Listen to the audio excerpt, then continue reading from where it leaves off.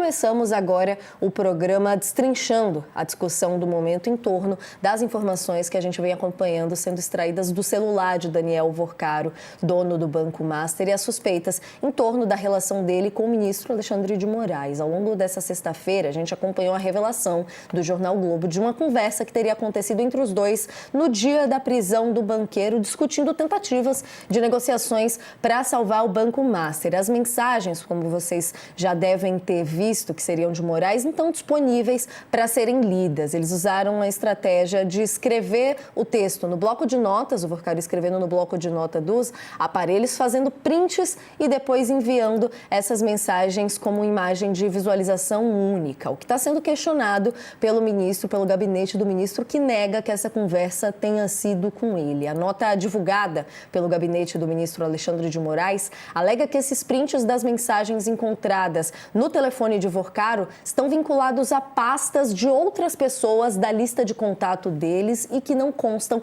como direcionados diretamente ao ministro. Esse comunicado diz, abre aspas, a mensagem e o respectivo contato estão na mesma pasta do computador de quem fez os prints, de Vorcaro, ou seja, fica demonstrado, segundo a defesa aqui de Alexandre de Moraes, que as mensagens, que os prints estão vinculados a outros contatos telefônicos no computador de Daniel Vorcaro, jamais ao ministro Alexandre de Moraes. Nessa nota, o STF afirma que fez uma análise técnica aqui das mensagens, mas não explicou quem fez essa análise nem quais parâmetros foram usados. Também não comentou como o gabinete do ministro teve acesso a esse material, que no momento está sob sigilo no Congresso. 3 técnicos, peritos criminais, que foram ouvidos por colegas nossos da Folha de São Paulo, falaram sobre o caso, analisaram as informações e contradizem, de certa forma, a explicação que foi apresentada pelo gabinete do ministro, que a gente trouxe aqui agora. De acordo com os peritos ouvidos pela reportagem, o que importa são as informações armazenadas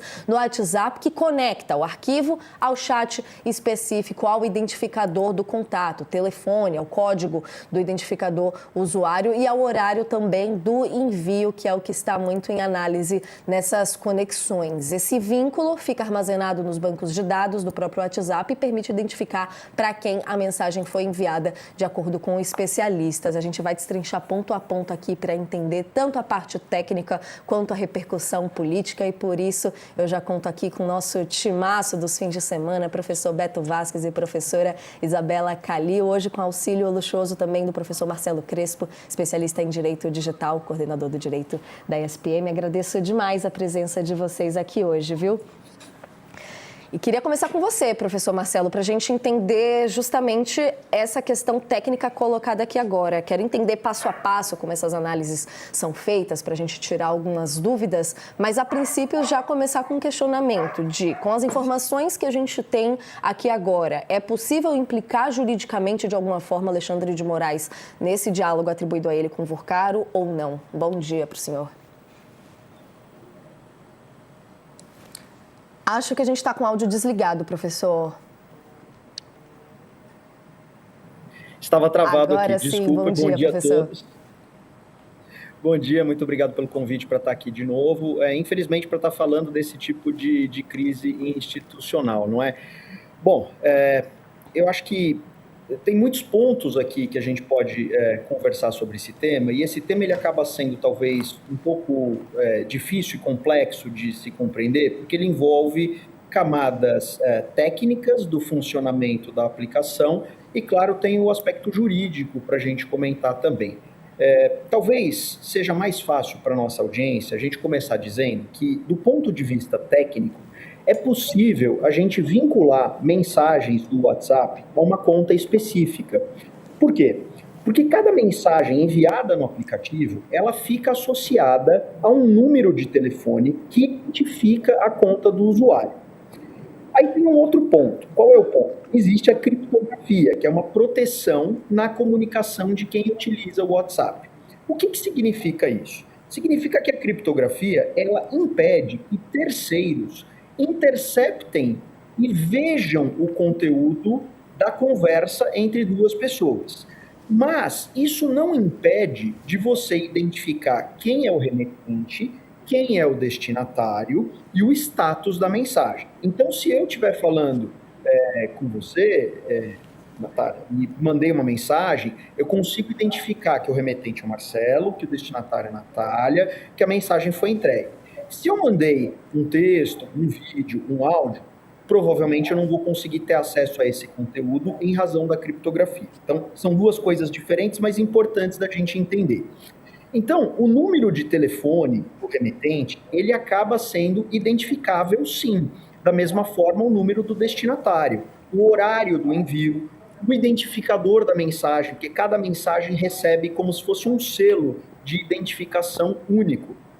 O que significa, então, é que é possível fazer uma identificação. No caso das mensagens de visualização única, o conteúdo da mídia, quando quem faz a leitura do conteúdo, ele desaparece após ser aberto pelo destinatário, né? Mas ele ainda pode permanecer, digamos assim, registrado, pode permanecer registrado que aquela mensagem foi enviada, para quem foi enviada e em qual horário. Por isso que, quando a gente faz uma análise forense por peritos dentro do aparelho, que eles examinam o banco de dados interno do WhatsApp, eles conseguem identificar que houve uma troca de mensagens entre duas contas e ainda que o conteúdo não esteja mais disponível. E aí a gente pode discutir um outro ponto. Se os prints da tela, né, aquelas fotos que a gente tira da tela, servem como prova. E isso os tribunais têm interpretado que tem um valor probatório limitado, porque eles podem de alguma forma ser manipulados, retirados de contexto. E é justamente por isso que a investigação técnica procura analisar diretamente os dados armazenados em cada dispositivo, e quando eu falo dispositivo eu me refiro ao aparelho celular, onde você vai verificar o número de telefone associado ao chat e aos registros de envio e recebimento das mensagens. Essa organização dos arquivos acaba sendo feita em pastas dentro do celular ou no computador, tá? E não é um elemento técnico confiável para determinar com quem aconteceu a conversa. E aí eu trago já direcionando para responder mais objetivamente a sua pergunta, me desculpe essa explicação inicial, mas é porque a nota do ministro Alexandre fala que, basicamente, como as pastas, a conversa está em pastas distintas, né, que não estariam em pastas relacionadas ao nome dele, que não houve essa conversa.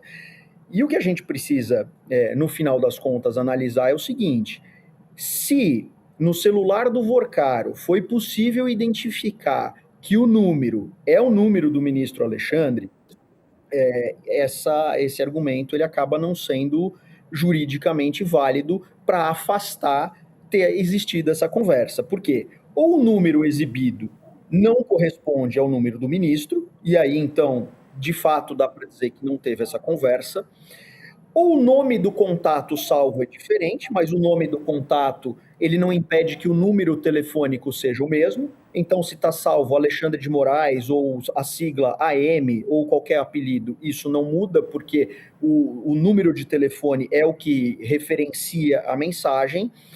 Ou uma terceira opção seria o banco de dados não conter aquele chat específico.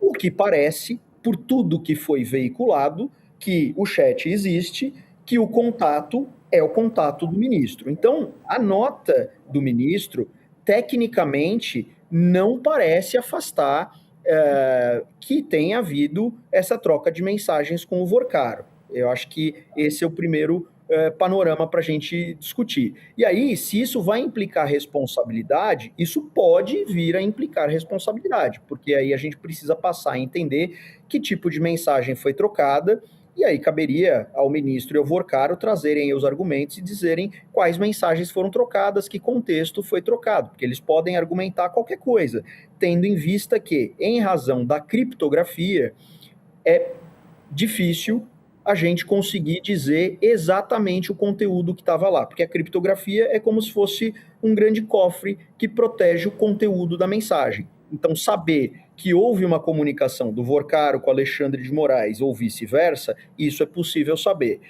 a data, o horário, tudo isso é possível saber. Agora, exatamente o conteúdo que tinha dentro da visualização única, aí já não dá para saber. E claro, se isso tiver uma possível implicação criminal, vai depender de um inquérito, vai depender de um processo e a demonstração de quem faz a acusação. Explicação claríssima, professor. Até antes da gente evoluir aqui com a análise política, dentro disso, então, a avaliação de se a conversa foi com o ministro em si, ela consegue acontecer mais facilmente, e a do conteúdo, não. Só para a gente entender um pouco questão de tempo aqui, do que a gente pode imaginar ao longo da semana que virá, tanto de respostas, de mais detalhes, no caso da defesa de Moraes, nesse sentido, o que a gente pode ter em termos de evolução de informação nesse sentido de, olha, já confirmamos aqui que o número é do ministro mesmo ou não? Bom, isso tecnicamente é simples de demonstrar a partir do celular do Vorcaro se o número é o número do próprio Alexandre de Moraes. Inclusive, a imprensa já divulgou que o número foi confirmado, ou foi possível confirmar que o número é mesmo o do ministro Alexandre de Moraes. Por quê? Como é que funciona? Quando você manda uma mensagem pelo WhatsApp, existe um código que seria um identificador, que ele fica assim, como se fosse o seu número de telefone, @whatsapp.com, tá? Então, se esse número que vem antes do arroba corresponde ao número do celular do ministro Alexandre de Moraes, é porque houve a comunicação com aquela linha telefônica. Ponto. Esse é o fato. Agora, o que a gente pode discutir, e aqui eu estou trazendo apenas uma ilação, eu não estou afirmando, é o seguinte, mas era o Alexandre de Moraes que estava trocando a mensagem com o Vorcaro? Ou alguém estava em poder do celular do Alexandre de Moraes? Porque o que a gente precisa entender nas provas digitais é que você consegue entender o aparelho que mandou e o aparelho que recebeu. Mas eu não posso garantir quem fazia o uso do aparelho, porque eventualmente eu posso emprestar meu aparelho, e eu tenho filhas pequenas, inclusive, eventualmente elas usam para assistir, fazer um jogo, alguma coisa. Se por acaso elas entram no meu aplicativo e mandam uma mensagem para alguém, na identificação no final do dia, sai como se eu tivesse feito essa comunicação. Então a gente pressupõe, claro, se o celular é meu, se o celular é do ministro, se o celular é do Vorcaro, que as mensagens partiram de quem tem a titularidade do celular. Então, talvez seja possível, e aí eu não sou advogado do ministro, né? Talvez seja possível ele argumentar, não, o meu celular foi utilizado por uma outra pessoa, eu emprestei, foi minha esposa que estava conversando com o Vorcaro, porque tem o contrato da advocacia, do escritório, e enfim, aí eu não vou entrar nessa questão, porque vai depender do que o ministro for trazer, se for trazer esse tipo de esclarecimento. O ponto é, a gente chega nos elementos. Saiu daqui, chegou ali. O número bateu, porque esse número está dentro do celular do Vorcaro e esse número não consegue ser alterado pelo Vorcaro. Isso é importante a gente dizer. Não dá para o Daniel Vorcaro fazer essa alteração do número, digamos assim, fraudando, simulando que fosse o telefone do Alexandre de Moraes. Então, isso não dá para o Vorcaro fazer a partir dessa perícia. Então, por isso que eu falei, tem 3 hipóteses para a gente discutir. Ou no celular do Vorcaro não tem o número do ministro Alexandre de Moraes, e aí, se não tem o número, não foi com o ministro que ele falou, foi com uma outra pessoa, e a gente precisa descobrir quem é essa outra pessoa, que também não é muito difícil, porque basta você oficiar a operadora de telefonia e descobrir quem é o titular do número que está conversando lá. Isso é simples de fazer, isso acontece há muito tempo no Brasil, basta uma ordem judicial e você recebe essa informação. 2, o número é o ministro, mas está salvo com um apelido diferente. Isso não implica qualquer quebra na comunicação, porque eu posso salvar o nome da pessoa da forma que eu quiser. Né? A pessoa vai salvar AM, Alexandre de Moraes, ministro do Supremo, Vorcaro, Daniel, enfim, Banco Master, não importa como você salva, o que interessa é o ID da mensagem que corresponde ao número do celular. Se é o celular do Vorcaro e é o celular do ministro, o apelido que está ali pouco importa. E a terceira hipótese seria não ter esse chat, mas aparentemente, pelo que se foi divulgado, eu não tive acesso aos documentos, né? Eu não tive acesso à perícia em si, mas aparentemente o chat existe. A outra opção seria dizer, não, esse chat não existe, essa conversa não existiu.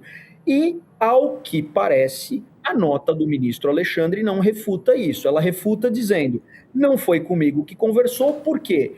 Nas pastas dos metadados da comunicação do Vorcaro, a identificação com o número que seria do Alexandre de Moraes está numa pasta que não corresponde ao Alexandre de Moraes.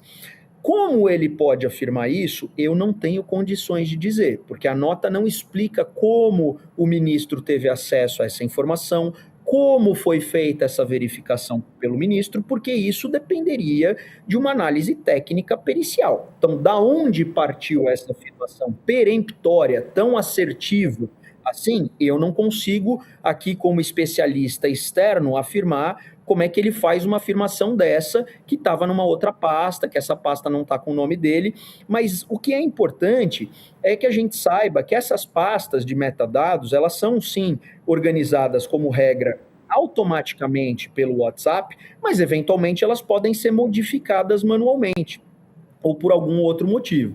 Então, só discutir a localização da conversa dentro de uma pasta não afasta que a comunicação existiu se lá estão os números de telefone. Isso é o mais importante, isso é irrefutável. Estão os números de telefone, houve uma comunicação entre aquelas duas linhas. Se foi o ministro que utilizou a linha ou uma outra pessoa, aí eu estou julgando aqui a ilação, fica aí para a gente ter outras discussões.